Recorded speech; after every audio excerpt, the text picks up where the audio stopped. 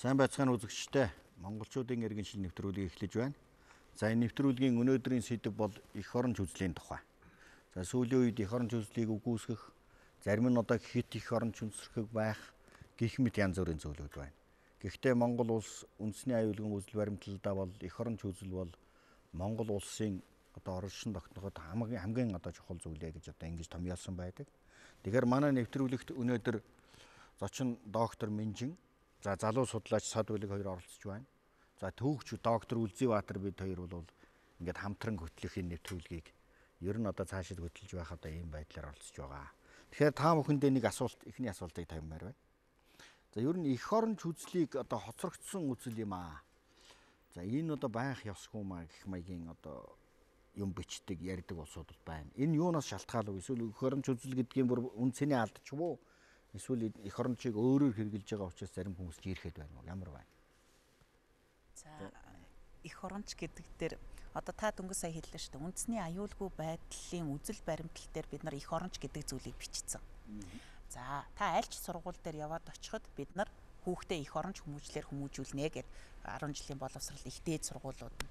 За ялангуяа Батлан хамгаалах, хууль сахиулах сургууль ч гэсэн эх оронч гэдэг зүйлийг болвол сургуулийнхаа тэр тухайн байгууллагынхаа үнэт зүйл гэдэг юмд оруулаад өгсөн байна. Улс нь ч оруулсан байна, байгууллага нь ч оруулсан байна.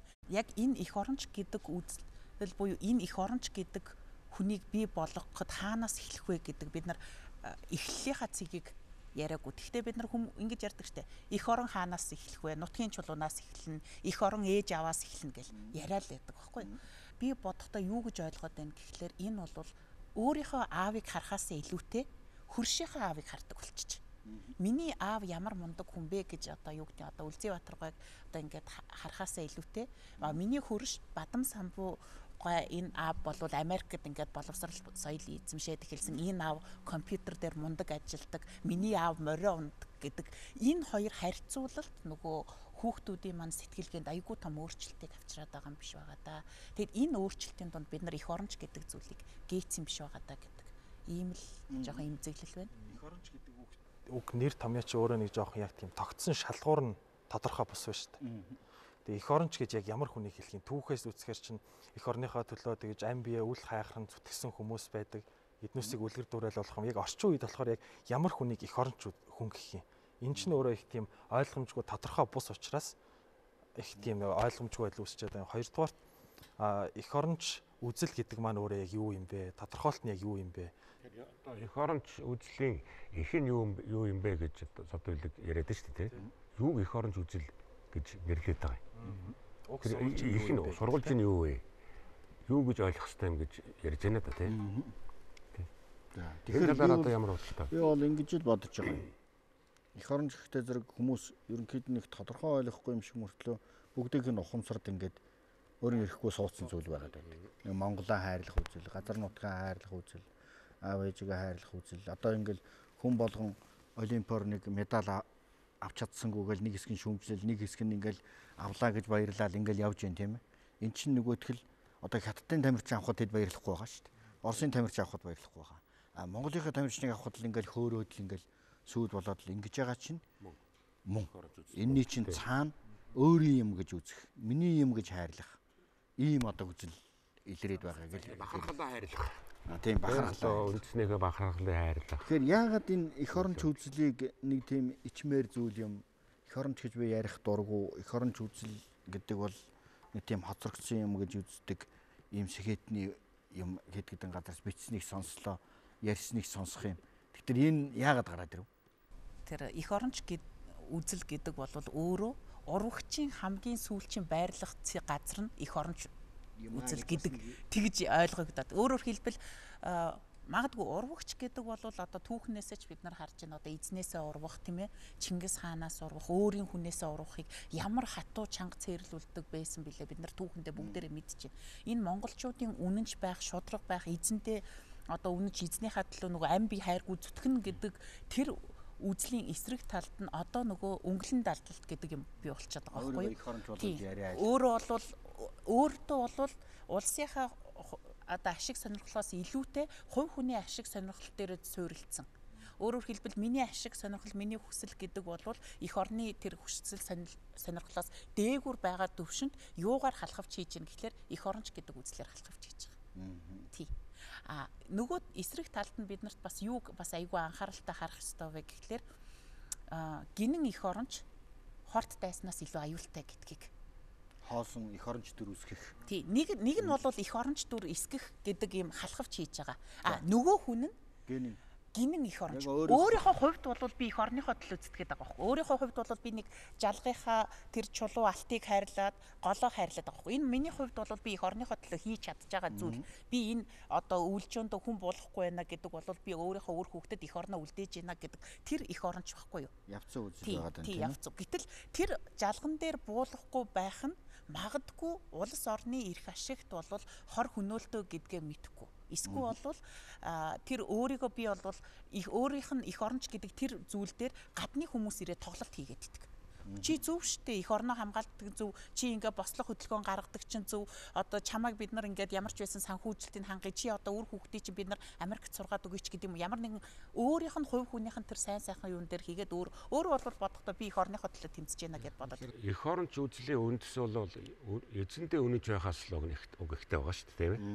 За яг эх оронч тэр патриотизм энэ төр гэдэг томьёолоор бол одоо 40-од оны үеэс Монголын улс төр энэ үзэл сурталын нэр томьёолд орж ирсэн нэр томьёол.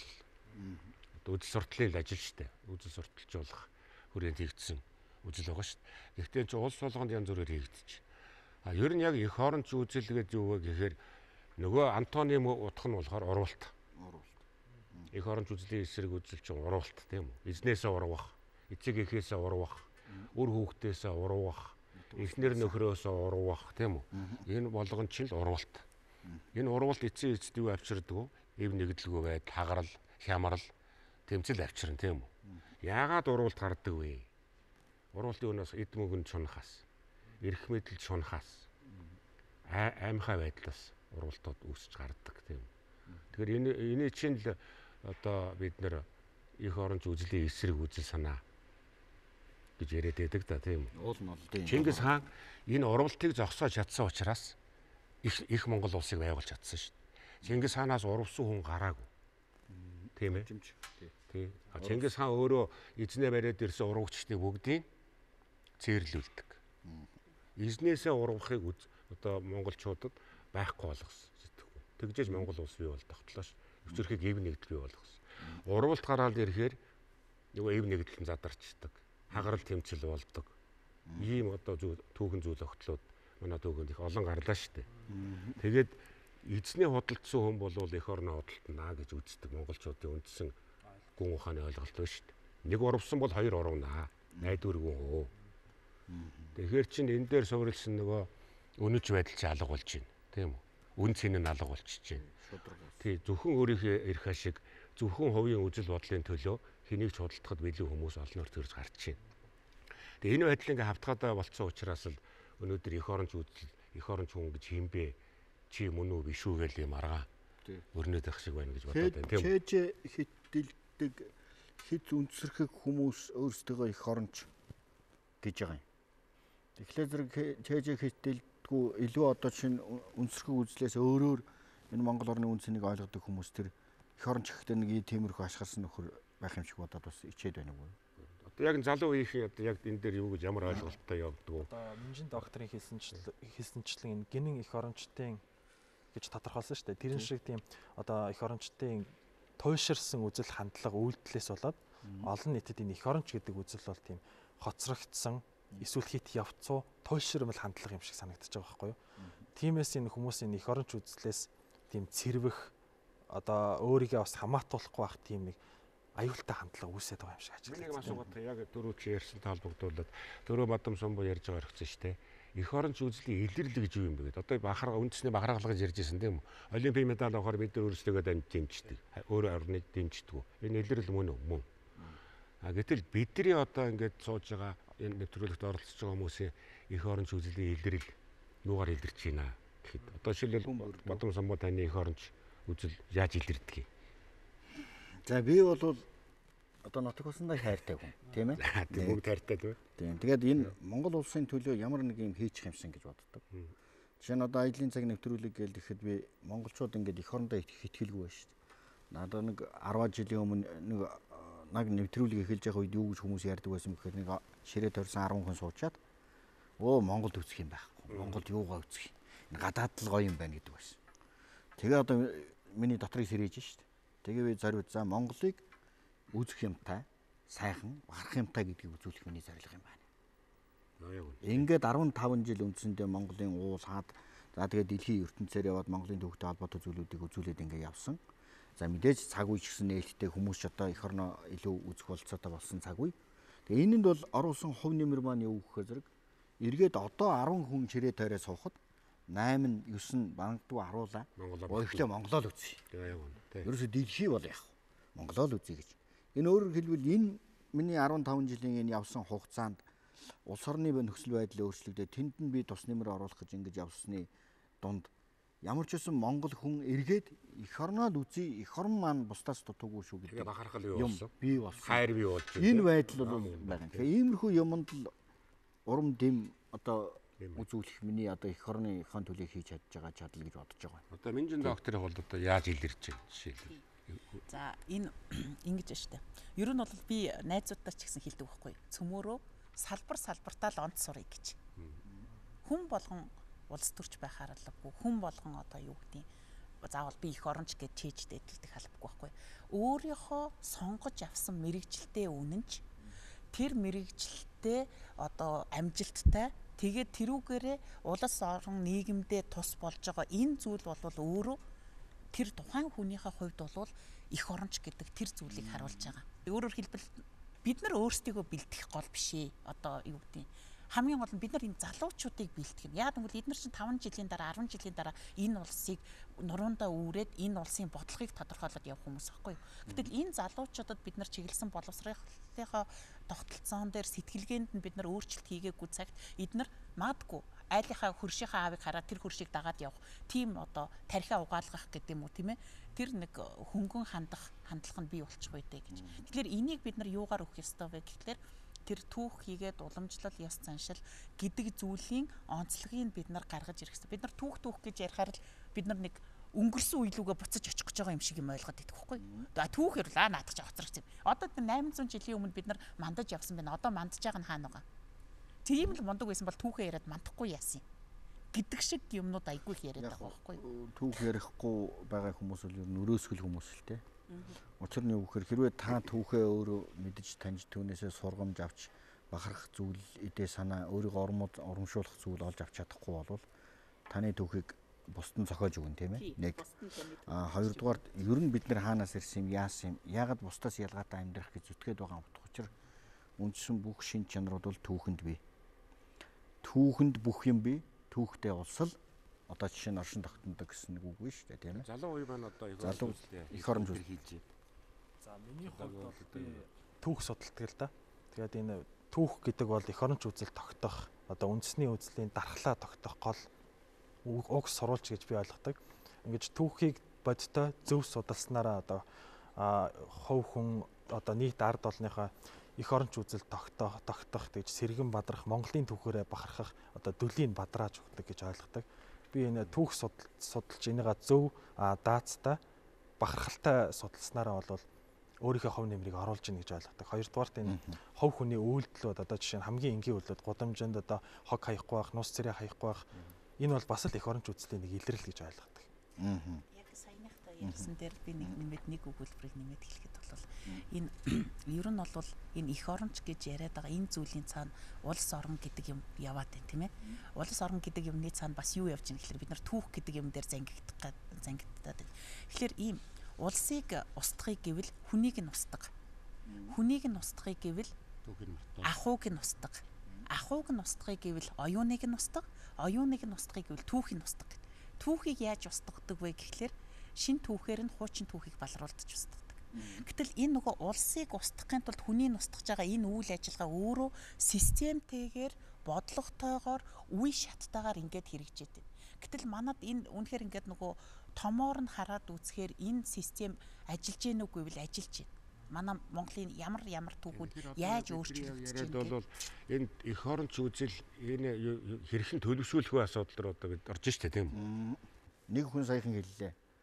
Энэ дунд сургууль одоо түүх заагаад байна. Түүх хамгийн сонирхолтой хичээл байна. Нэг.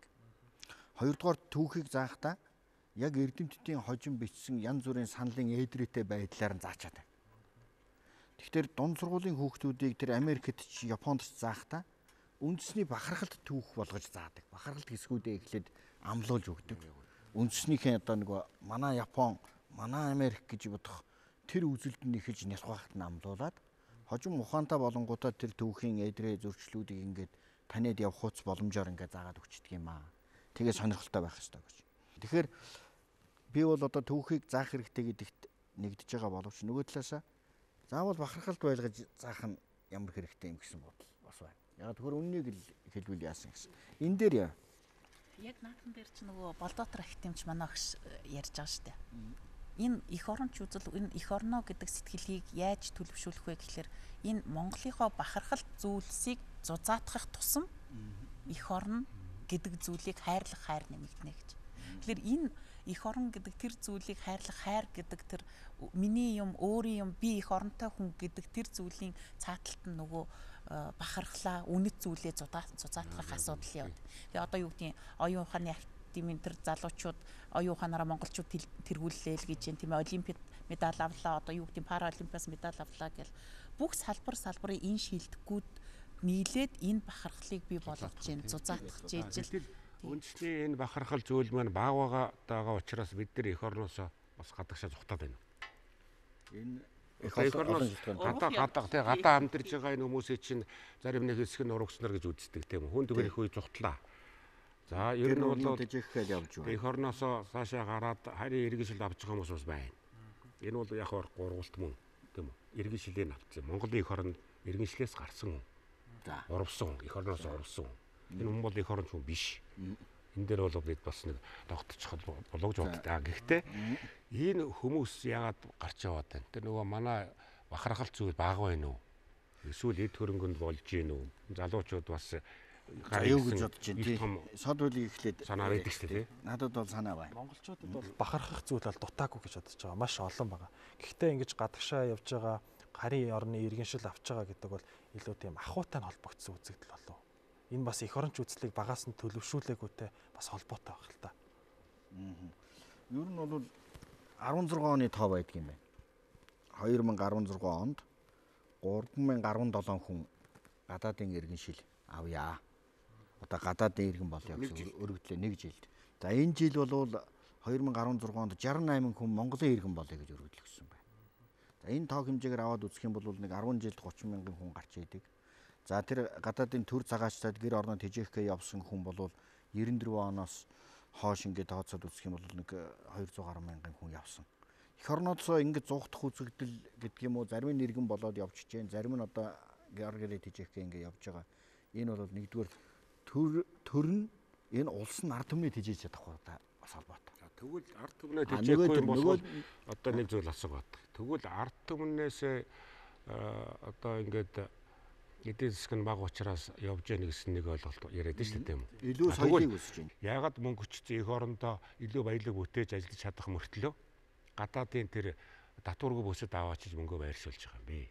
Энэ эх оронч үзэл мөн үү эсвэл уруулт уу? Энэ бол эх оронч үзэл бол биш. Тэгвэл уруун гэхэд одоо хэцүү. Учир нь юу гэхээр тэр хүний мөнгөний нэг хэсгийг хийж байгаа байх л да. Гэхдээ эх орноо бодож байгаа хүн бол аль болохоор миний хэдэн мөнгө энд банкнд эргэлдээд хэдэн хүнийг шиг ажилтаа байлгаад өр шимээ өгж явах ёстой. Эндээ хөрөнгө оруулж явах ёстой. Эцсийн мөч хүртэл би байж байгаа юм а. Энэ газар нутаг, энэ өвгдөөс, энэ үр хөвгүүдийг овоолцох ёстой гэдэг сэтгэл дамгаалж байх ёстой л доо. Ягаад тэгэхээр би нэг асуусан гэхээр 1911 онд бид нар ч улс байхгүй байж байгаад улс ол тусгаар тогтсон шүү дээ. Хөрөнгө мөнгө байхгүй, эдийн засаг байхгүй. Гэтэл энэ тэмцлийг бол Монголын язгууртнууд удирдсан тийм үү? Гэхдээ энэ хүмүүс чинь өөрт байгаа мөнгөө гаргаж нийлүүлсэн шүү дээ. Сайн аяанд одоо Манлайванд амьд сүрэн байна. Гошуун утгаараа орж ирсэн. Өөртөө өгж байгаа салин пүнлүү мөнгийг ард түмэндээ өгсөн. Бүр одоо за ингээд хээрийн малчин дээр очиод өөрөө бичиг хийгээд өгсөн байдаг шүү дээ амьд сүрэн. Бүх мөнгөө гаргаж тавьсан. 21 оны одоо хувьсгалч гэсэн бас ийм үйл явдал бас дундаас өмнө гаргасан. Гэтэл өнөөдөр бид нар улс орн маань ингээд сайхан хөл дөрөө давтцсан эдийн засгаа бүгдээрээ бэхжүүлээ гэж яриад байгаа мөртлөө мөнгөө яагаад гадагшин зүхтаад идэгий. Тэгээ энэ хүмүүс чинь харин нөгөө түрүү Минжин доктор хэлдгээр те урагчдын хамгийн сүүлчийн орогногцыг нь их оронч үзэл гэдэг. Би их оронч үзэл гэж яриад байна тийм үү. Тэгэхээр энэ их оронч үзэл дээр жоох ингээ бодлоод байгаа их оронч үзлийг үгүйсгээд байгаа энэ үйл явц чинь ингээ нийгэмдээ бас их буруу ойлголт төрүүлээд байна та тийм. Би бас ингэж бодоод байна л да. Энэ их оронч гэдэг энэ зүйлийн дараа ер нь улс оршин тогтнохын гол үндс нь бол ерөөсөө л 3 зүйл байгаа штэ. Тусгаар тогтнол, газар нутаг, хүн ам. Гэтэл одоо саяны Бадам самбуугайн одоо авсан тоо баримтыг харахаар тийм ээ бид нарт юу гэж бодогдож байна гэхлээр улсынхаа нэг хамгийн нандин үнэт зүйл болох хүн гэдэг тэр Монгол хүн гэдэг зүйлээ бид нар тавиад туучаад байгаа юм биш байгаа та. Явуулчаад байгаа юм биш байгаа та. Тэ? Гэтэл энэ Монгол хүн гэдэг бол хөдөөхээр байгаа тэр гэрт байгаа 2 хүүхэдч байна. Энчээ офшор данстай тэр баян хүнч Монгол хүн байхгүй юу? Гадаад суугаа Монголоос гадаад суугаа Монгол хүнч Монгол хүн. Гэтэл энэ Монгол хүн гэдэг энэ үн цэнийг өөрөө бид нар маш олон юмар бас ингээд нийгэмд ингээд устгаад байна. Тэгэхээр энэ Монгол хүн чи эх орныхоо Монгол улсынхаа аюулгүй байдал одоо нэг эд исэн шүү гэдэг тэр сэтгэлгээг хүн суулгаагүй болохоор энэ залуучууд яагаад вэ гэхээр тэртээ дөрөв Монголын ийм хямдралтай нөхцөлд магадгүй Монгол ийм их утаатай байгаа нөхцөлд би одоо утаагүй сайхан газар өвлччихэд тэгээд буцаад ороод ирээ. Тэгэхээр тэр хүнд бол хувь хүнийхээ хувьд бол энэ бол их сайхан таатай зүйл байхгүй юу? Би бол Америкт амьдрал сайхан таатай байна шүү дээ. Одоо юу гэдэг одоо их цалин аваад гэдэг юм уу тийм ээ? Эсвэл эрүүл мэндийнхээ хувьд эсвэл бол миний үр хүүхдүүдийн хувьд таатай байна. Гэтэл тэр таатай байх гэдэг зүйл эх орон гэдэг зүйл хоёрын аль нь илүү үн цэнтэй вэ гэдгийг л бид нар үн цэн тэр юуных нь ялгааг л суулгаж өгөхгүй юм. Саяын санааг цаашаа өргөжлүүлээд бүгдээр ярилцъя гэж бодож байна.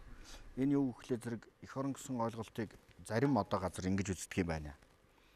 Миний хувь хүний одоо сайхан таатай амгалан элбэг хангалуун амьдарч болох тэр орон зай бол эх орон юм аа. Жишээлбэл би Америкт очиж сайхан амьдарчвал тэрийг эх орон гин, Хятад очиж сайхан амьдарчвал тэрийг эх орон гинэ гэж ийм бас үзэл байна. Тэгэхээр энэ бол одоо юу гэсэн үг вэ? Одоо чинь монголчуудад хэрэг зохих зүйл үү? Нэг залуучуудын дунд энэ их яригдаад байна та тий. Би хаана сайхан байна? Тэнд амьдарч байгаа тэр миний эх орон. Хоёр дахь эх орон гэж зарим нь ярьж байна тийм. За зарим нэгийг одоо шоолж штэ. Чи эх оронч царайлаад тэг утаатай газараа суужээ. За нөгөөх нь ч гэсэн одоо би нэр эх оронч царайлаад утаа амьсгалаа суугаад ах уу. Гэтэл утааг хэн бүрдүүлээд хэн арилгах хэвээр бай. Энд чинь бас нэг төрийн хэмжээнд яригдчихэж арилгах хэвээр утаа бидтэй. Энд чинь үндэсний аюулгүй байдал нөлөөлж байгаа утаа. Одоо утааны асуудал чинь тийм. Гэтэл энэс хүн зугтахаас аргагүй шүү дээ. Утаагаа шийдэхгүй бол мэдээж хүн зугтахгүй яадаг. Тэгэхээр эний чинь бас эх оронч хүн биш гэж үзэж болохгүй. За тэгэхээр цаашаа асуудлыг юу руу болгоё гэхдээ тэр нэг гэр бүлтэй холбоотой асуудал. Улс орны үндэс гэр бүлээ гэдэг. Тэгэхээр ямар гэр бүл байна? Гэр дотроо юу ярьж байна? Хэн яаж боловсролын систем нь ямар байна гэдэг ингээд амьдрал ингэж шийддэг учиртай. Тэгтэл монголчууд бол аль болохоор одоо чинь удам ухсааг нь харж гэрлүүлээд тэгээд тэр эх орон нутаг усаан дан үнэнч сайн одоо гэр бүлүүд хүмүүсийг бий болгох гэдэг дээр их анхаарал хандуулдаг байж. Энэ тухай саяхны одоо чинь судалгаа байгаа тийм. За одоо яг наадахтай ч холбогдохоор энэ би түрүүн ярьсан шүү дээ. Хүнийг нь устгахыг гэвэл ахуйг нь устгах гэдэг. Бид нар энэ 100 жилийн хугацаанд магадгүй сүүлийн 30 жилийн хугацаанд бид нар ахуйгаасаа яаж холдож байгаагийн нэг жишээг би та бүхэнд хэлье л да.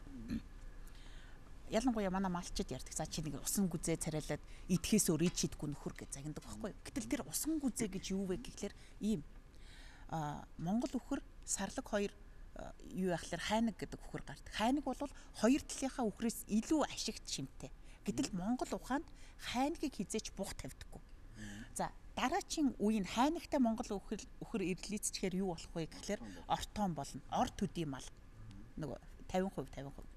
Ортон Монголтой ирлийцчээр юу болох вэ гэхлээр доль үхэр болно. Энэ бол мал биш. Доль үхэр ирлийцчээр усан гүзээ болж байгаа хгүй. Тэр усан гүзээ гэдэг мал болвол мал болдгоо үр төлөв аахгүй, үрждэггүй, өөрөөр хэлбэл угсаа нь ингээд тасардаг байхгүй юу. Тийм учраас монголчууд тэр хүүхдэд хэлдэг энэ усан гүзээ царайлчаад тэр ажилгүй, аяхаагүй тэр бүх юмыг холбоно. Гэтэл Монголын энэ ирлизчих бодлого одоо юу гэдэг Монгол хятад хоёр ирлизчээ гэхэд ирлиз болно. Ирлиз хүүхэд бол царайлаг, хөөхөн, нуруулаг, ухаалаг, залтай юм. Яагаад ирлизүүд тийм. Энэ бол сайн. Тийм яг үнэ хайн гэрх үү. Тэгэхээр дараачийн ирлиз нь бол юу болдог вэ гэхлээр хурлиз болдог. Хурлиз нь хунхууц нь шоохууц болдог. Гэтэл нэг хүний үе гэдэг бол өөрөөр хэлбэл ач 30-аа үзэх гэдэг 60 жилийн хугацаанд тэр хүн 100 жил амьдарч тэр нөгөө хунхууц шоохууцаа үзэхгүйгээс хойш өөрийнхөө хувьд нүдэндээ харагдаж байгаа үр хүүхдээ сайн байна, сайхан байна гэж бодчихдог. Гэтэл тэрний дараа үе өөрийнх нь угсаа тэнд очиод дуусч яана гэдгийг мэдэхгүй. Тэгэхээр энэ үйл явц бол эргээд нөгөө гэр бүл хийгээд ялангуяа эмэгтэйчүүдтэй айгүй их холбоотой.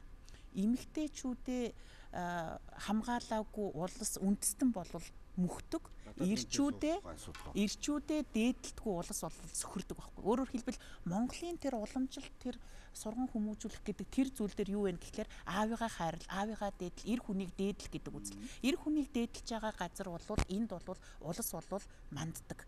Гэтэл эмэгтэйчүүдээ хамгаалдаггүй үндэстэн сөхөрдөг гэж байгаа шүү. Тэгэхээр эмэгтэйчүүдийн тэр зүйл бол нөгөө өөрөөр хэлбэл энэ бүр цаад утгаараа юу вэ гэхлээр үндэстний тусгаар тогтнол гэдэг асуудал байхгүй юу? Үндэстний тусгаар тогтнол эхийн хэвлэе. Харин улсын тусгаар тогтнол улсын хил буюу хил хамгаалах хүү гал манах охин гэж. Тэгэхээр эр хүн болвол улсын тусгаар тогтнол хийгээд хил дээр эр цэрэг нь байх энэ асуудал бол эрчүүдтэй холбоотой. Харин үндэстнээ хамгаалах асуудал бол эмэгтэйчүүдтэй холбоотой. Тэгэхээр энэ хоёрыг одоо тэр таны хэлдэг тэр шашин гэдэг зүйлээр магадгүй тэр харийн тэр соёлоор бид нар өөдөөс ингээд цуг ингээд яваад нийлээд явдаг байсан бол одоо бид нар сайхан өөдөөдөөсөө харчаад чи надаас юугаараа илүү юм, би чамаас юугаараа илүү юм. Эмэгтэйчүүдийн эрх гендрийн асуудал гэдээ яриад явчихдаг. Нөгөө цуг нэг зүгт харна гэдэг бол хайр сэтгэл гэдгийг бид нар өөдөөдөөсөө хараад баясаа суухыг хэлдэг болсон. Тэгэхээр энэ бол бүр нөгөө цаад мөн чанарыг бид нар бас хүүхэд залуучуудаа ойлгуулах, энэ Монгол уламжлалыг судлаад байгаагийн мөн чанар нь юу вэ гэдгийг л бид нар бас гаргаж тавих хэрэгтэй юм байна. Нөгөө ахуйгаасаа л холбоотой байна. Ярьсан статистикээр бол ингэж Монгол улсын иргэншлээс гарч байгаа хүмүүсийн ихэнх хувь нь бол эмэгтэйчүүд байгаа шүү дээ. Нөгөө талаар бол шашны нөлөө бол Монголд маш их ороод ирсэн. Тэгээ хүмүүс эх орноосоо илүү шашин дээр шүтж байгаа шашнаа илүүд тавьдаг тийм үзэл хандлага бол сүүлийн үед бол нэлээд байна шүү дээ. Орж шүтж байгаа хүмүүсийн ихэнх хувь нь эмэгтэйчүүд байна.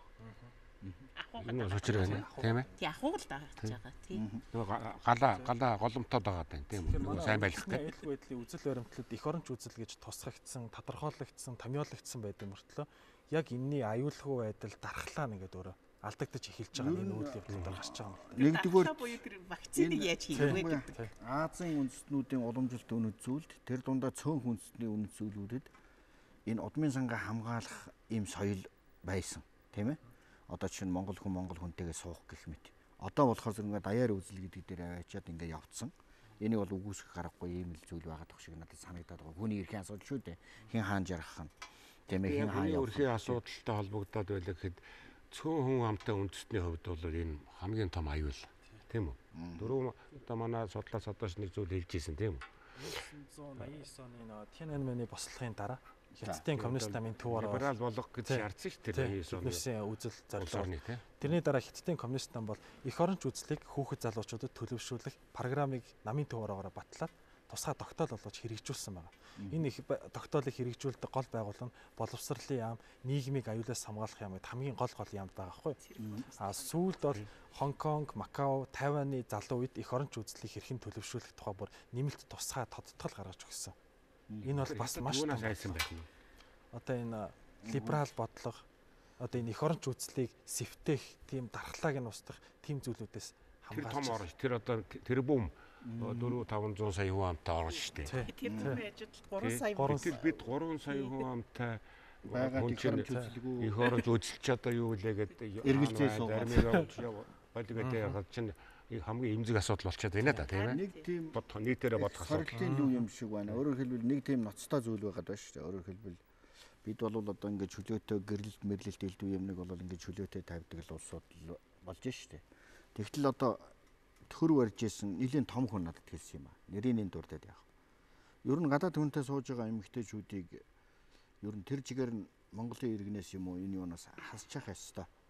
Чи одоо уламжлалтай өөрийгөө хамгаалах бодлого шүү дээ гэж ингэж хэлж исэн. Энэ бол нэлийн хуучинсаг сонсдож байгаа буруу зүйл шиг надад санагдчихл байсан.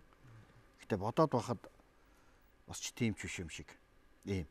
За хуучин бол гэрлэхдээ гэр бүл төрийн үндэс гэж үздэг байсан учраас хүүгүүд огтойг эрлүүлэхдээ хүртэл хүчиртэй ханддаг байжээ. Жишээлбэл одоо удам судрыг харна. Тэгэхээр энэ яагаад энэ удам ухсааг хардаг байсан юм? Одоо бол бид нар бол би ч гэсэн одоо зүгээр ингээл социализм үеийн сайхан сургуулиуд сурж байгаа л таалагдсан охтуудынхаа дотроос ингэж гүйж байгаа л тэгэл нэг нь аваад аавда дагуулаад очсон тий. Тэгээ нэг юм байна. Гэтэл уламжлалт гэр бүлүүд л ийм биш байсан. Энэнд ямар үнц юм бэ? Энэ дээр юу хэлмээр вэ?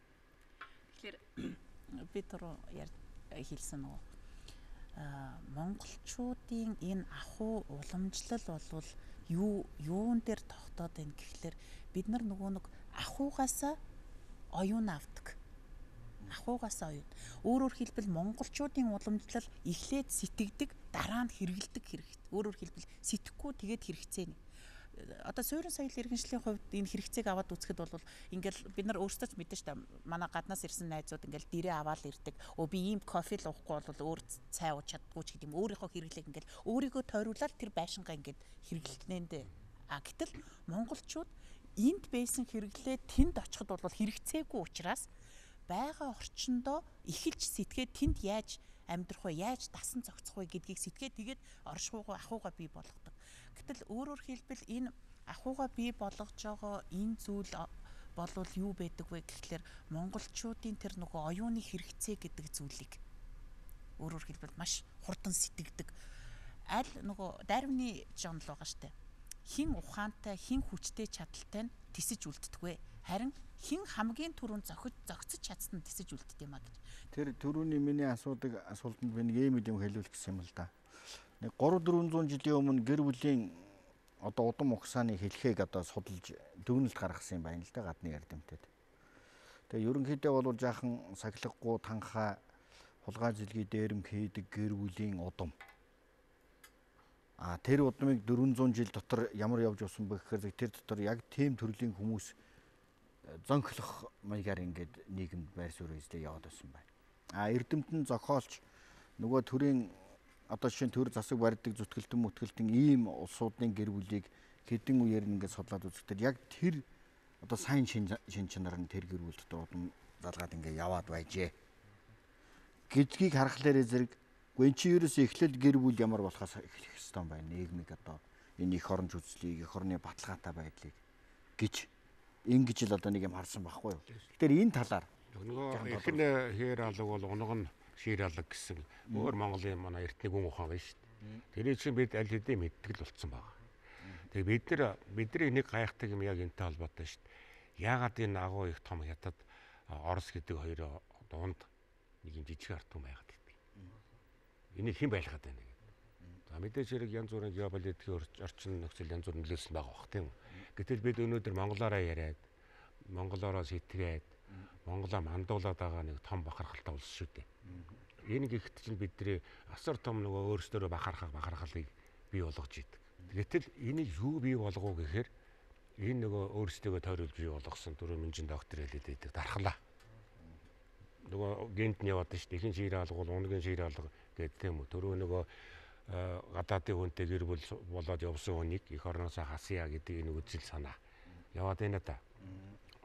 Тэгээ эний чинь бид нар эх оронч үзэл тэрийг өдөөй. Бадрай. Тэгээд сайхан энэний төлөө эх орноор бахархдаг болгоё гэсэн зүйл байна гэдэг. Энийг ганцхан хийж хэрэгжүүлэхдээ бодлого дутаад байна л гэж бид яриад байна да тийм үү. Нэгдмэл болгох. Бид нар ингээл яг тэр саяны нэг зүр үгийг яриад байна шүү дээ. Ихэн хээр алгавал хүүхдэн шир. Эмэгтэй хүн гэдэг бол өөрөө ген дамжуулагч буюу удмын санг авч явдаг хүн байхгүй юу? Тийм учраас бид нар онцлоод байгаа нь тэр эмэгтэйчүүд бол үндэстэн авч явдаг шүү гэдэг.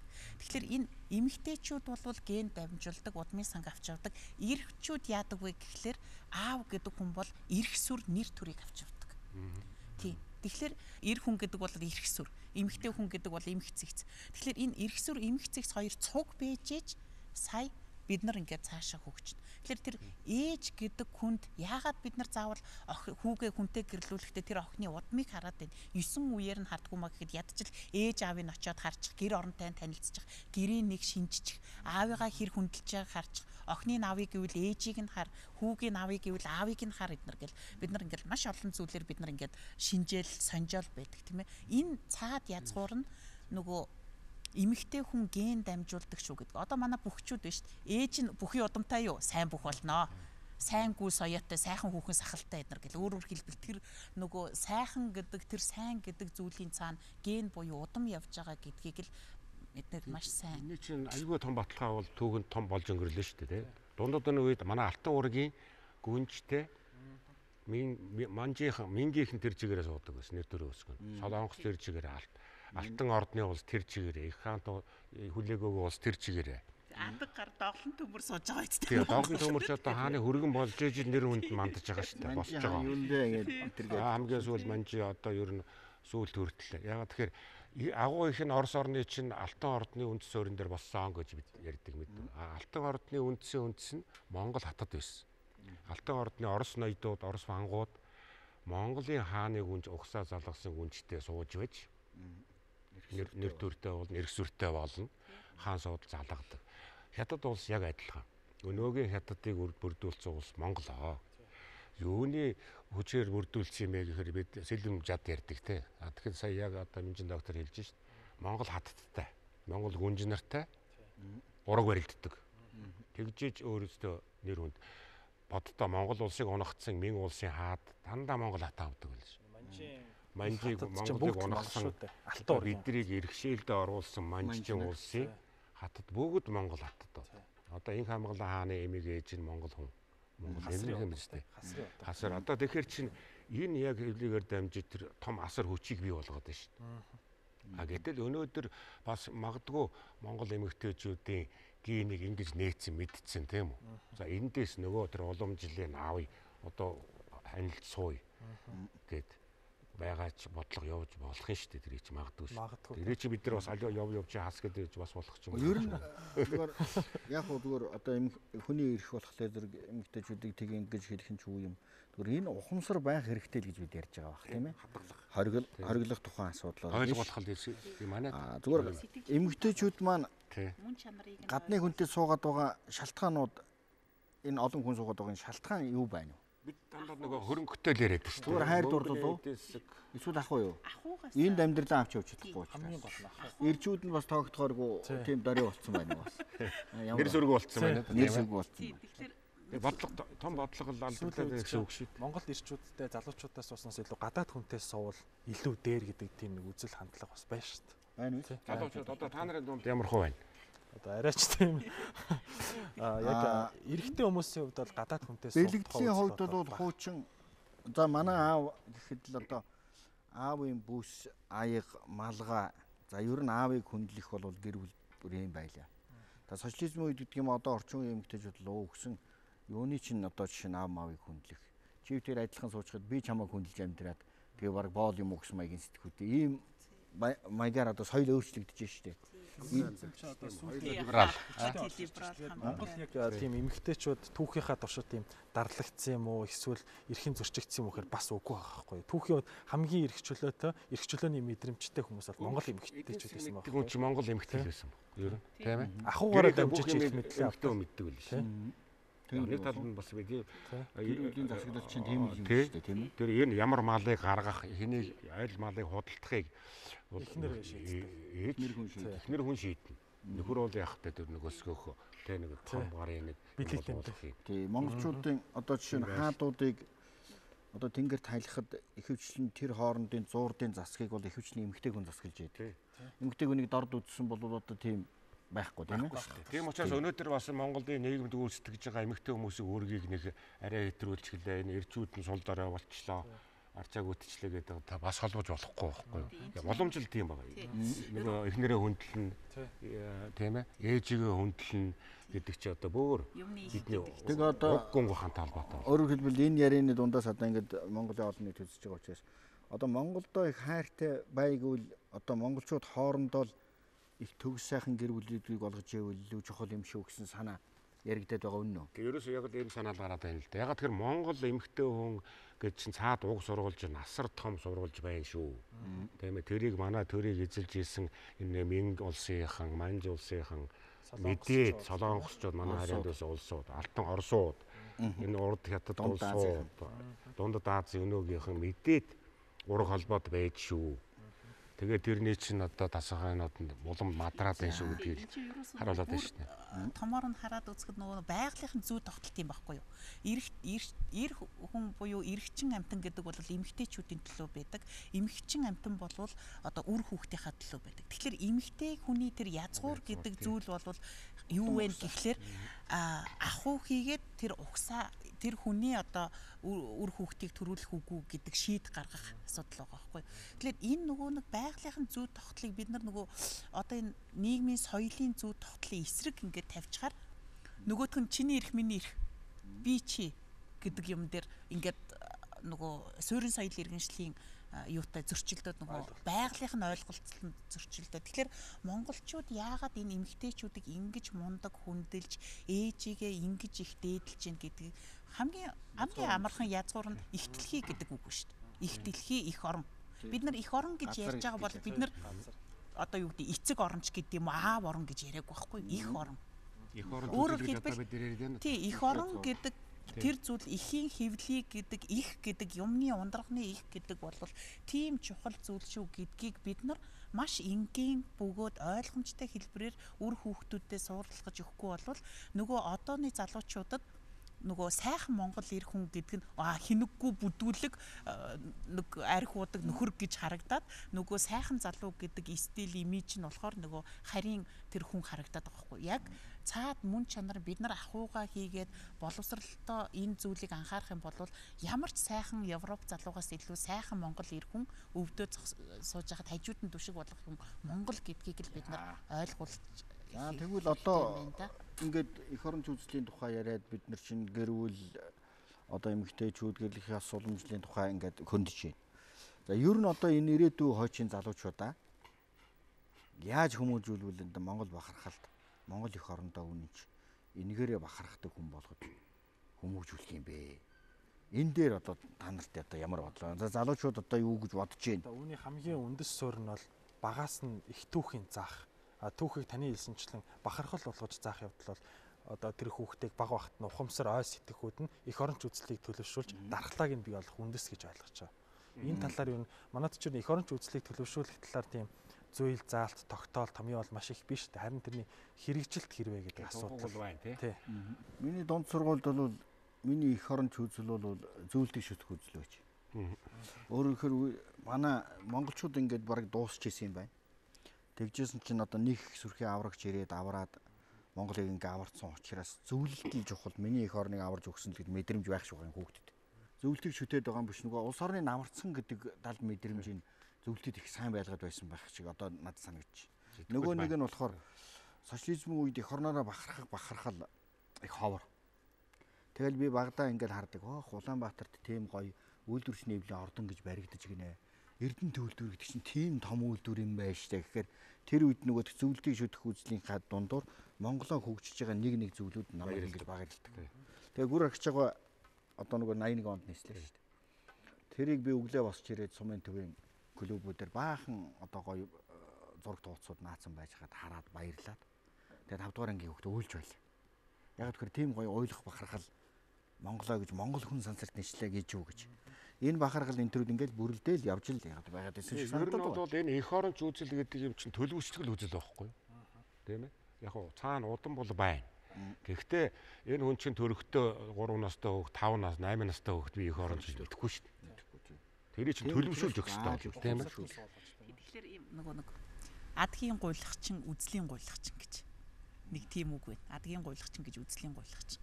Тэгэхээр бид нар үзэл гэдэг юмыг бид нар одоо харахтаа яаж хараад байна гэхэлэр одоо Оросыг одоо юу яах үзэл тийм ээ дээдлэх үзэл одоо бол үүсэх үзэл байна. тийштэйг одоо эсвэл одоо бол Америкийг шүтэх үзэл тийм ээ тий ардчлалыг шүтэх үзэл шүтэх юмгүй учраас. Тий. Тэгэхээр тэр яг үнэ бусдын ямиг тэр адгийн гуйлагчин үзлийн гуйлагчин гэж бусдын ямиг өөрөөсөө дээр тавиад тэдний үнцэн тэдний үнэт зүйл гэдгийг бид нар өөрийнхөө юмнаас илүү харсан учраас бид нар тэрийг үзээд шүтээд гайхаад байгаа байхгүй юу. Гэтэл бид нарын нөгөө өөрийнхөө толгой дээрх бухлыг харахгүй хүний толгой дээрх өвсөний үзүүрийг харна гэдэг чинь тэр байхгүй. Бид нар өөрийнх нь мөн чанар гэдэг зүйлийг нь хийж өгөөгүй учраас бид нар харин бусдын юм хараад харин хажуудлын хөршийн аав маань сайхан харагдаад байгаа. Өөрийн ааваас илүү. Гэтэл өөрийнх нь аав нь ямар үн цэнтэй, ямар язгуур угсаатай, ямар түүх соёлтой хүн бэ гэдгийг бид нар нөгөө гэр дотроо тэр зүйлийг бий болгоогүй учраас гэр бүл нь одоо хүүхдийн хүмүүжил нь гэр бүлээс их улбаатай юмаа гэж түрүү ярьж байна тийм ээ. Сайн гэр бүлд бол сайн хүүхэд хүмүүжиж болох юм байна гэж. За дараа нь сайн гэрт сайн хүүхэд хүмүүждэм бол тэр хүүхэд хизээ нийгэмших вэ гэхлээр сайн сургуулаар нийгэмшнэ. Сайн нийгэм. Тий. Сайн сургуульд нийгэмшиж байгаа хүүхдүүд яах вэ гэхлээр сайн нийгмийг бүтээнэ.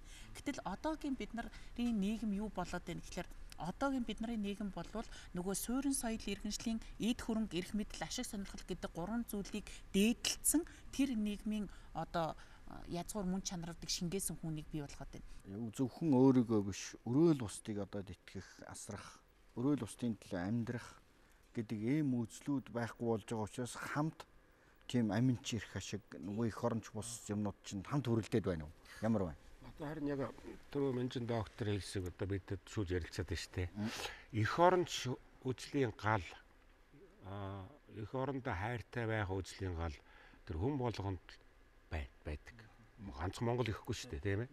Африкийн тэр ген Танзанд байгаа тэр чинь төрсэн газар одоо би ингээд Улаанбаатар төрсэн ч гэсэн аавынхаа төрсэн нутгаа ингээд хөвсгөлд очиход ус болгон амттай санагддаг. Уул болгон шүтэн шиг харагддаг байхгүй юу? Тэн дөрөөгүй шүү дээ би. Гэвтэл энэ санаа сэтгэл хүн болгонд байдаг. Одоо дөрөв мадам сумдуу ярьсан би аяллаа цаг нэвтрүүлэг хийгээд монголчууд дотоод аял үндсэндээ тэр чигээр усч өгчсөн шүү дээ. Одоо гадагшаа явахаас илүү дотоод аяллаа эх орноо таниад байна тийм үү? Хүн болгон хайж явахгүй шүү дээ. Урам дэм аваад байна энэ сэтгэл нь тийм үү? Гэтэл энийг одоо харин бид нэр яаж хаана алдсан талаар сая хүсвэж хилцлээ тийм. Яаж төлөвшүүлэх талаар бас санаа оноогоо ингээ хэлээд байна. Жишээлбэл би бол социализмын үед төрж өссөн хүүхэд. Тэгвэл би цэцэрлэг энтрээр яваагүй эмээ өвөөгийн хүүхэд. Намайг миний өгшөө ээж өгшөө аав хоёр өмөжүүлсэн. Сургуульд ортол. Миний ёс зүйг бий болгосон тийм үү? Ёс суртахууныг бий болгосон. Энийг хийж болно чи, энийг хийж болохгүй. Гэдэг манай тэр хоёрт бол хүмүүжүүл сурах юмыг хэнч заагаагүй шүү дээ. Дөрөсөл ихтэй энэ хүүхдийг ийм болгох ёстой гэдэг тэр ухаан тэр манай өгшөө ээж аав хоёрт байдаг, гэр бүлэд байж идэг. Тэрний дээр нь байж идэг. Тэгээ энэ уламжил бол одоо бид нар цаашдаа бас анхаарал аваад явах хэрэгтэй юм шиг байна ер нь тийм ээ. Тэгээ энэ гэр бүл болж байгаа залуучууд ялангуяа одоо танай үнийхэнд тийм эхнээс нь эцэг ихэн сайхан оролцох. Тэр хамаагүй хэрэг биш. Тийм ээ. Ах トゥ өнөр нь бас зөвлөлдөх тийм ээ. Энэ зүйл одоо манай тэр энэ либералчлалын давалгаанд их алдагддаг шиг байна. Гэр бүлийн үн цэн гэдэг нь Монголд хамгийн үнэтэй юм чинь Монголд гэр бүлийн үн цэн. Хүүхдийг төлөвшөөгүй ухамсар суугаагүй байх нь гадаад хэл заахаар шууд тэр тухайн хэлний орчин уур амьсгал соёлын нөлөө шууд ороод ирж байгаа юм л да. Гэтэл нөгөө залуучууд чи боловсрал гэж анхаарал те юуны өмнө идэх хоол сурч боловсрах асуудал гэж нэг том тэргүүн тавиад байна шүү дээ. Хүн болгонд л асуудал байгаа. Гэтэл яг манай Монгол улсын хувьд бол бүрэн бүтэн байх. Монгол хэлээр ярьдаг байх. Энэ нийтийн том давалгаанд донд уусч алга болчихгүй байх. Ганц үндэс бол энэ нөгөө энэ үзлийг төлөвшүүл. Их оронч үндэсний үзэлт тийм ээ. Гэр бүлээд сургууль тийм ээ. Энэ бүхэнд одоо энэ үзлийг бодох тийм их хэлээрээ зөв дээдж үзэх. Хэд их оронч хүмүүс байна тийм ээ. Одоо энэ үнцэрхүү үзэлтийн гэх юм уу? Энэ бол жинхэнэ их оронч дэвшилт үзлээс ямар ялгаатай юм бэ? Би бол тэднийг бас нэг байгаад агаад нэг буруутгадаг байхгүй юу? Үнцэрх үзэлтнүүдийг одоо нацист тулт гэсэн үг шүү дээ. Шууд утгаар авал те. Энд чинь аль ч улсад байна. Тэр нөгөө яг хав бидний хэлээд байгаа нөгөө үндэснээс өөрийгөө дээгүүр тавих. Тий, ерөөсөө аль ч үндэстэнд гэдэг байна. Одоо өмнө төрсчин бол бас тэр чигээрээ нацист үзлүүд байгаа ш. Ойд Оросд ч гэсэн нацистууд те. Зөндөө байна. Монголд ч бас энэ бол тодорхой хэмжээгээр ингээ байгаад байх нь бол зөв гэж боддог. Ягаад эн чинь бас нэг үзэл төлөвшүүлэхэд нөлөөлж байгаа. Тэрний яхаа илэрлэл нь буруу зөв байгаа л да. Тий. Зарим нь одоо хэтэрхий туйлшраад тий. Бүх юмыг одоо Монгол руу аваачнаадаг. Тэгээд хүчирхийлдэг асуудлууд бол байна. Тий. Хүчирхийлхийг уриалдаг. Энэ бол болохгүй жоохон дарж байх хэрэгтэй. Зүйлийн тунгийн олж тэнцлийн тааруулах гэж нэг үг байна. Тунгийн олж тэнцлийн тааруулах. Тэгэхээр энэ нацист гинүү, эх оронч гинүү, үндэсрэх гинүү, үндэсний үзэл гинүү энэ ямар ч нэр томьёогоор илэрхийлэгдэж болно. Одоо тэр хүн өөрийнхөө итгэл үнэмшилд юу ч гэж томьёолж болно. Тийм ээ. Би бол үндэсрэх үзэлтэй хүнч гэж томьёолж болно. Би эх оронч хүнч гэж томьёолж болно. Эсвэл би бүр эх орноос урагсаа урагч гэж томьёолж болно. Тэр зүйлийн цаад мөн чанар нь бол юу вэ гэхлээр тунгийн тааруулж тэнцлэх олно буюу альва нийгэмд аль төвшөнд ямар хэмжээгээр байлгах ёстой вэ гэдгийг л тааруулах юм байна. Тэгээ бас яг юм ш одоо түүхчүүнийг заавал эх оронч байхыг шаарддаг шүү дээ. Тийм шүү дээ. Түүхчүүн бол туйлширсан эх оронч байж болохгүй. Тэгвэл буруу болно. Тэгэхээр нөгөө түүх нь буруу бичигдэж нөгөө тий. Субъектив санаас юугаад тэгвэл туйлширсан үндэсрэх үзэлтэй хүн чинь бас жинхэнэ эх оронч биш. Биш харин тий. Харгас үзэлтэй. Бас одоо хитэрчээд байна шүү дээ. Хитэрчээд байгаа харгас үзэл. Тэр нөгөө буруу аргаар илэрхийлдэг янз бүрийн юм. Тэгтээ би тэгэхээр яг ингээд энийг чинь сая хэлээд шүү дээ. Юм чинь тунгийн тааруулна гэж. Түүхчүнгэл одоо би эх оронч бол ганцхан Монголын төг номер 1 гэж явал энэ буруу болчих. Нөгөө дээрэнгүү төг эх оронч. Тэгээ түүхний чинь бол бусдын дээгүүр. Эх оронч биш бай гэдэг бас биш байж явах гэдэг нэг юм. Зарчим байдаг тий. За энэ одоо Монгол оронд яг одоо ингээл гадагшаа ингээд эх орноос амьдрал байдлын хөгжиж гараад явж ил байна. За тэгээд эх орн нь бусдын зэндата байхгүй болохоор чаваас амьдрал байдлаа одоо зарим нь одоо бүр эх орноо голоо зугтаж байна. Монголд ирэхэд тоос шараадаг хэрэггүй Монгол юу юм энэ төр гэдэг үзэлтэй хүмүүстэй тааралдж ил байдаг. Тэгэхээр ер нь Монгол оронд Монгол хүний үндэс нь ер нь ямар байгаасаа гэж бодож байна. Үндэс нь гэхлээр бид нар бас нэг ийм зүйлийг Чингис хаан ч гэсэн хэлж байгаа. Хамгаас илүү хайралтай нь халуун аймаа. Хүн амьд байвал бүх юмыг бүтээж болдог. Эрүүл амьд байвал. Тэгэхээр хамгаас илүү хайралтай нь халуун ам. Амнаас илүү хайралтай нь үнэт ам гэж. Гэтэл үнэт ам гэдэг бол юу вэ гэхлээр үр хүүхдүүдийн минь амнаас баггүй. Үр хүүхдүүдийн минь ирээдүйн. Үнэт амнаас илүү хайралтай нь юу вэ гэхлээр оршихуун ам гэж байгаа. Энэ оршихуун ам гэдэг бол өөрөө байгаль ертөнцийн ам баггүй. Дэлхийн ам. Тэгэхээр Монгол хүний цаад язгуур мөн чанар нь оршихуун амийг хайрлахад л Монгол ирчүүд юуг хайрлаж байна? Оршихуугаа хайрлаж байгаа байхгүй.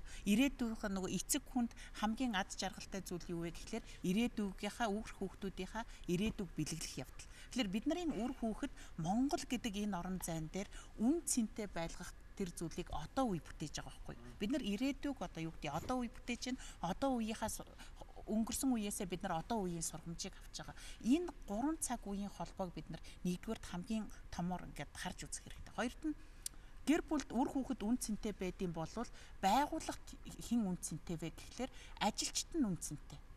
Гэтэл байгууллагын үн цэн гэдгийг хүмүүс зарим одоо компани байгууллагууд юу гэж хараад байна гэхлээр манахаас гарч байгаа бүтээгдэхүүн үн цэн гэж хараад байгаа байхгүй.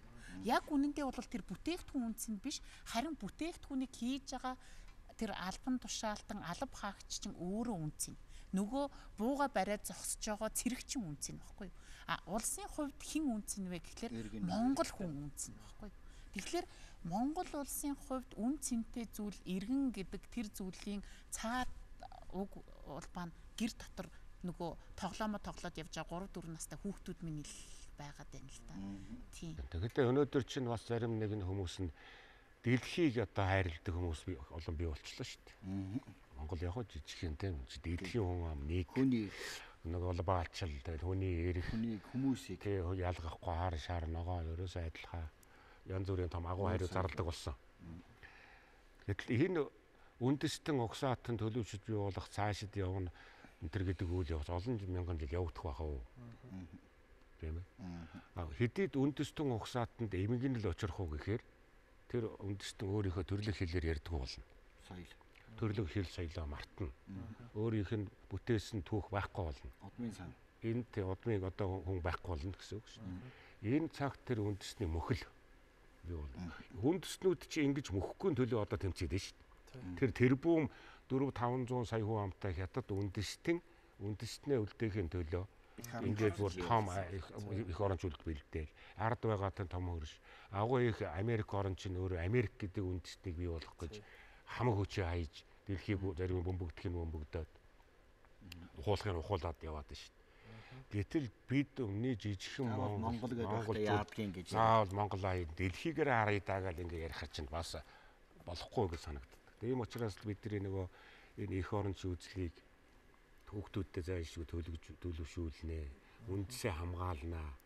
Тийм ээ, үндэсээ хамгаалнаа гэдэг чинь үндэснийхээ бахархлыг л дээш нь тавьж ижил гарч ирнэ. Тэрнээс даяарчлалын төвшөнд манайх аль төвшөнд байна гэж хараад тэр ярих гараа биш болов гэж боддог. Тийм учраас тэр үндэсний үзлийг нь дэгээх, дөгөөх. Манайх 21 он тийм бодлого барьсан шүү дээ. Хятадуудыг хогоод гаргасан. 11 он төгөөд 20 он төгөөд тийм үү. Оронд нь Монгол ардын засгийн газрын бодлого юу гэхээр бурята авъя. Өөр монголчуудаас алингуудаас нашлуул, туваагаа нашлуул. Газар нутгаар нь авахгүй бол хүн амыг авъя. Бодлого хийгээд бурятын ихнүүд л эхэлсэн шүү дээ. 20 онд. Тэгээ тэр чинь нөгөө зөвлөлт засгийн газар зогсоосон. За энэ Монгол нөгөө нэгд аюул нь эхэллээ. Энэ нөгөө манай Монгол үндэснээс айдас одоо хятадч байна. Оросч байна. Энийг бас бид нар бодож байгаа. Энэ бол бас манай бахархал юм шүү дээ. Бидний их оронч гэж одоо бас үзэх бодлын чи үндэс байхгүй. Бид тэднийг айлгаж явдаг. Биднээс имээдэг. Ер нь бол. Тийм ч учраас энэ нөгөө төрийнхөө бодлого энэ төр янз бүрийн зүйл хийцлүүлж яваад шүү дээ. Тэгээ энийг бас бид нар ард түмэндээ сайн хэлж ойлгуулж явах энэ асуудалд энэ төрд байх хэрэгтэй болов уу гэх тийм үү. Одоо ингээд бид нар ингээд сууж байгаа хүмүүсийнхаа ингээд насын мэрэгжлийн ингээд хараад үзэхэд энэ 3 үеийн төлөөлөл байгаа байхгүй юу? Үлзийбаатаргай тэгээд би одоо энэ содолог гэл ингээр одоо түүхийн түүхч эрдэмтэн гэдгийн яг 3 үеийн төлөөлөл зэрэгцээ сууж байгаа байхгүй юу? Энэ 3 үеийн төлөөлөл яаж ийн нэг нь чиглүүлэгч хийж ийн нөгөөх нь ачааны хүндийг нүүрч ийн нөгөөх нь суралцж байгаа байхгүй юу? Энэ 3 төлөөлөл бэжж сая нэг цогцороо явна. Чингис хаан хэлж штэ. Цагаатаа нарийн авиртай тул өглөө орой хөхөөчсчээ сануулжээ. За тулуйг тэр дүсжээ, хасрыг тэр түшээ гэд өөрийнхөө залуу хүүхдүүдэд дандаа ахмад түшээдийг сонгож өгч байгаа. Зориудаар. Тэгээд зэв жанжин бүхэл бүтэн хар хитан гэдэг улсыг дагуулад ирэхэд Сүбэдэг хажууд нь тавиад Европыг байлдан дагуулж байгаа. Гэтэл энэ Сүбэдэг зэв жанжин хоёрын үйл ажиллагаа эсвэл бол Чингис хааны хүүгүүдэд төшүүлж байгаа тэр үйл ажиллагаа яг өнөөдрийн бид нарын ингэ харж байгаа энэ 3 цаг үеийн төлөөлөл гуруула бэжижл тэр бодлогыг ярина уу гэхээс залуучуудын эрч хүч, зориг зүрэг, тэмүүлэл нь байсан цагт бид нар бас хөгжлийг харж байна. Гэтэл тэр залуучуудын тэмүүллийг чиглүүлэгч нь манай Ахмад үе. Намууд чинь нэг бантан шиг юм байна шүү дээ. Игэр хашиг юм болцсон. Тэгэхээр залуучууд нь их байр суурь авах гэж их тэмцэх юм. Тэгэхээр би бол нэг 35-аас доош насны хүнийг ярьж яхад одоо хөгшин хүн болцсон учраас ер нь туршлагаараа харахаар инээдэнтэй санагдаад байдгийг. Яг дандаа гений шудраг юм яриад байдаг байхгүй юу? Нөө гений их орончтой байгаа юм чи. Тэгтэл баруун болохоор зэрэг яадгийн гэхээр зэрэг хүнийг боловсрал мэдлэг оюун ухааны чадаас нь илүүгээр туршлагыг хардаг. За нэг юм асуудал байна. Эх оронгүй хүн дэлхийд дээр их олон байна. Өөрөөр хэлбэл дэлхийд дээр чинь 3000 гаруй угсаатан байж идэг. Улс нь 200 хүн тийм үү. Тэгэхээр монголчууд ингээ гадагшаа ингээд яваад ядар зүдрээ зарим нь одоо илүү амьдрал үзэх гэж явж байна тийм ээ. Илүү юм олзох гэж явж байна. Бүр туйлдахлаар их оронд тавьж байна. Яг тэгэхээр их оронтой. Хамгийн одоо том бахархалч л энэ шүү дээ. Хар гэртээ хаан, бор гэртээ богд. Энэ бол монголчуудын өөр бас л дээрүүд гаргасан гүн ухааны үг шүү дээ. Тийм хийчихсэн гэрмэн одоо энэ. Энийг бий болгохын тулд одоо уламжлалт соёл, дээдл хүндэтгэл энэ угсааныхаа сайхан одоо үнэт зүйлийг тээж явах, боловсролын системээ сайжруулах, төр засаг нь илүү ухаалаг байх, монголчууд цөөн хүндэстэн тохирсон энэ монголчуудын одоо уламжлалт соёлыг яаж авч явах вэ гэсэн их ухаалаг мэдрэмж хүн болгонд байх. Энэ хүн бол манай Монгол улсын одоо чинь өөрийгөө авч явах одоо үнэт зүйл юм аа. Тэгэхээр эх оронтой хүнд бол эх оронч үзэл гэж байна. Эх оронгүй хүнд л эх оронч үзлийн тухай ярихад хэцүү. Эх оронгүй олон үндэстэн амьдарч байна. Тэр дунд эх оронтой болоод дэлхийн үндэстнүүд дотор оршин тогтноод өөрийн одоо шатраа нүгээд адил амьдралаа зохицуулаад явж байгаа энэний төлөө тэмцэж байгаа нэг нь монголчууд юм аа. Өнөөдрийн нэвтрүүлгийн үндсэн сэдэв бол эх оронч үзлийн тухай байлаа. Эх оронч үзлийн талаар тал талаас нь шүүн хэлэлцлээ. Ингээд энд ирсэн зочид та бүхэндээ хамтран хөтлсөн Үлзий Баатартаа баярлалаа.